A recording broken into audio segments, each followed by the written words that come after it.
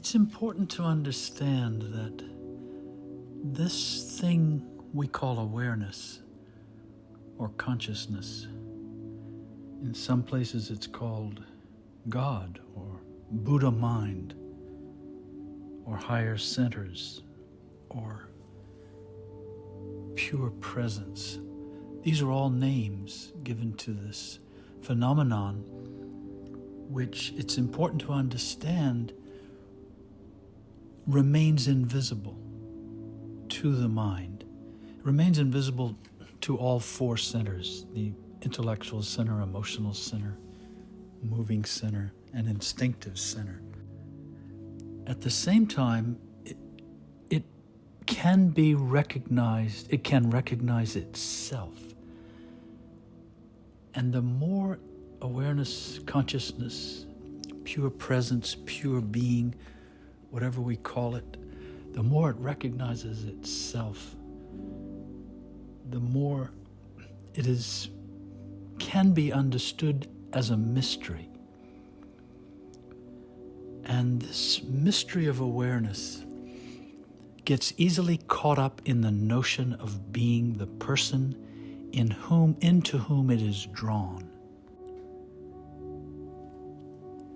A nice analogy, a good analogy, is to think of awareness as it's drawn into the human person, is akin to air being drawn into the lungs.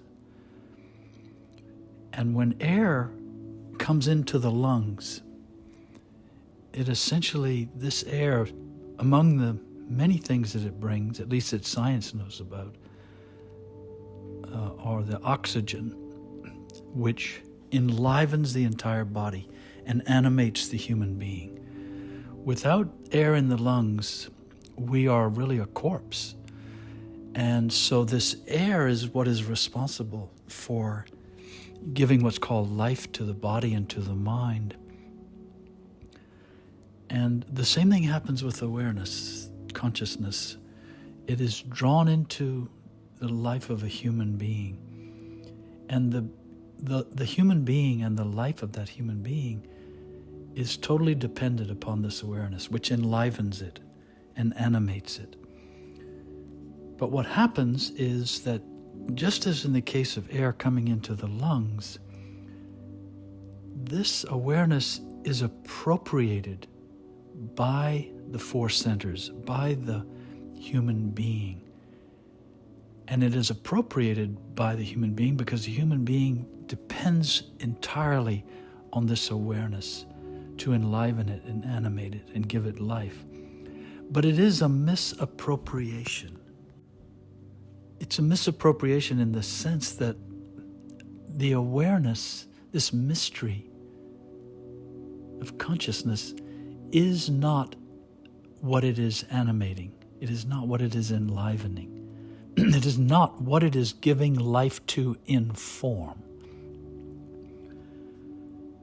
But what happens is, while the form misappropriates this awareness and calls upon it, depends upon it for a sense of identity, at the same time, the awareness coming into the human body, just like the air coming into the lung, it adopts the nature of the lung. It adopts the nature of the person and the identity of the person.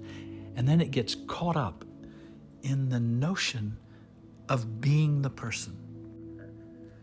We can even say that just in the case of air coming into the lungs, that every few seconds, awareness reincarnates in the human person as the identity of that person. This is really reincarnation on the smallest scale, and perhaps on the only scale on which reincarnation actually exists. But this sense of reincarnating as the identity of the person, it happens only because of what's called identification. And this is effectively awareness attaching itself to the human being, to the body and to the mind, and then adopting a sense of identity accordingly. But it is possible instead for awareness to remain conscious of itself before, during, and after each reincarnation of every few seconds. This is possible, and this is what spiritual awakening is about. But what this means is conscious recognition and realization. It means consciousness itself, recognizing that it is itself, awareness recognizing that it is awareness. It's akin to the air coming into the lungs, knowing before it enters the lungs, it is just the air.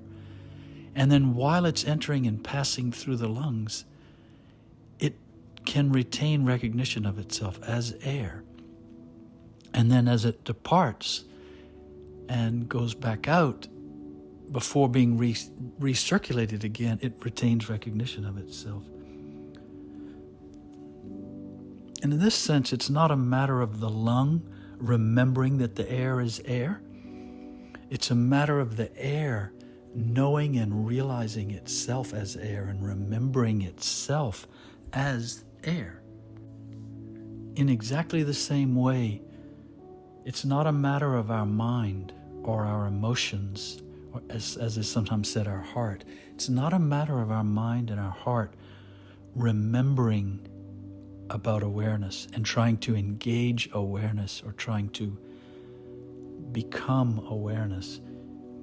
It's a matter of awareness knowing itself, remembering itself, realizing itself.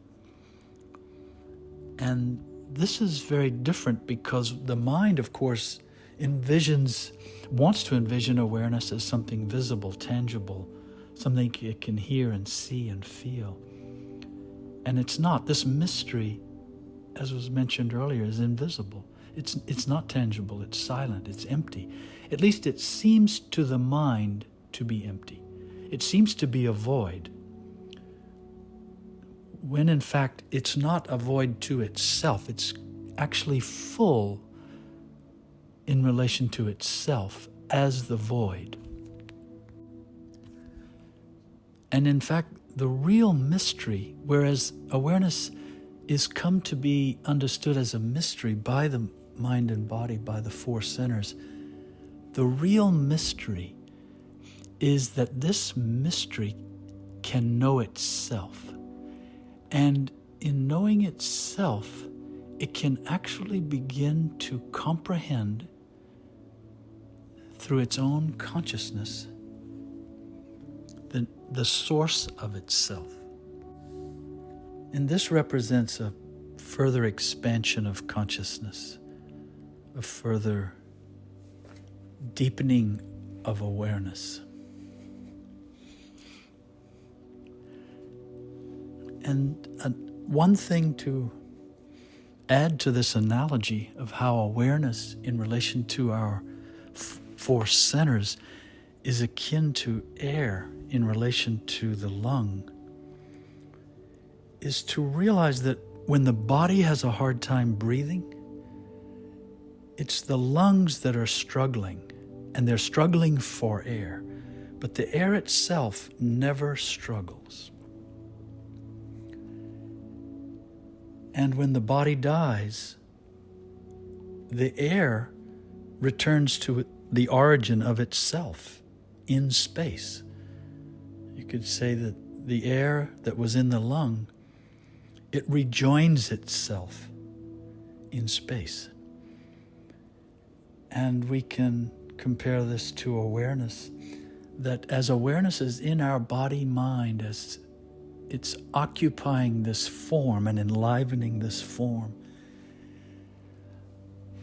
our body and mind, our person, struggles. It struggles with identity, it struggles with problems, it struggles with health, with relationships, with money, with jobs. It struggles with all of these things.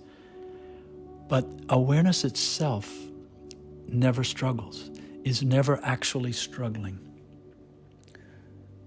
But when it attaches and when it clings to and holds to and identifies itself with the four centers, with the body and mind, and particularly with this notion of being the person, then it kind of electrifies the struggle.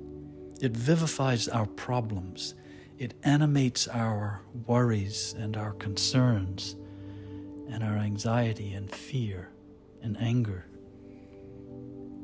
And yet when this body dies, the awareness, which itself was never struggling, ever, will rejoin itself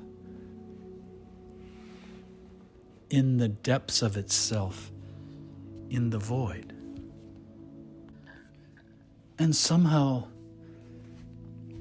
part of this mystery of awareness is that the human form is some kind of sacred container. And while it contains awareness, consciousness, this can enable awareness to realize its own consciousness, to realize itself as awareness, to consciously realize itself, that somehow it needs to be contained in such a way as to make this possible. And that's what human life at its highest is really about, is about actualizing or enabling the actualization of this possibility. And the human form, what's incredible about it, it has many other purposes as well on the earth and in relation to the earth and the solar system. And yet this is its highest potential, its highest utility, is to temporarily house this awareness in such a way that awareness can cognize itself. And then at the dissolution of the human form, this awareness that came into it, was drawn into it in unconscious form, you might say, has now been rendered conscious, and it passes back out of the body and is rejoined to, added to, contributes to the larger consciousness of the infinite void